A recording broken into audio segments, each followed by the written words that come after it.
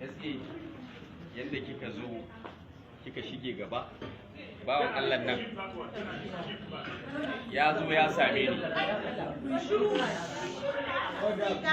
bawan Allah nan ya zo ya same ni a ofis yana cewa yana son in cike mai form zai karɓi loan. Hankali na ya tashi na ce kana mai shara ya za a yi ka karɓi loan, kuma bai taɓa zuwa ya roƙe ni wani abu ba.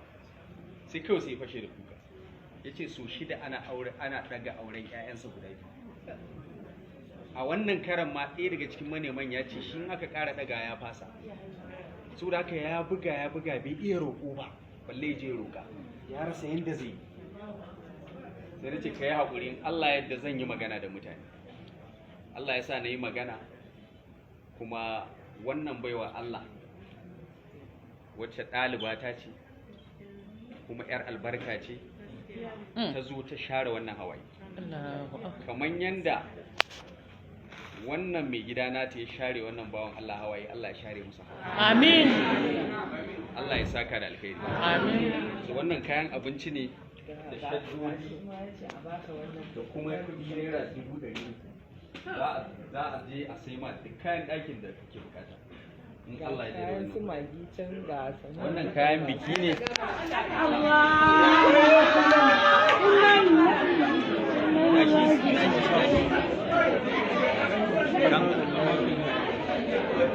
Guda gari. Ya kuri ka tashi. Tashi baba.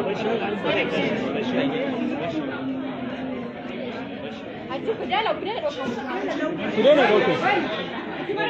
Don't take that. Kar ku ɗauki wata.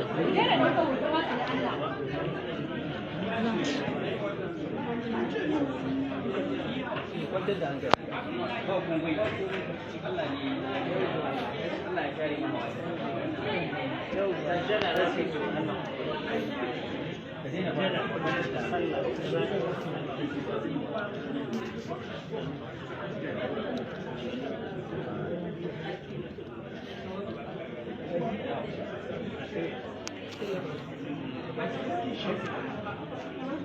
Dalla ka tashi. Sannu ya haƙuri. Kwantar da hankalinka. Mana mun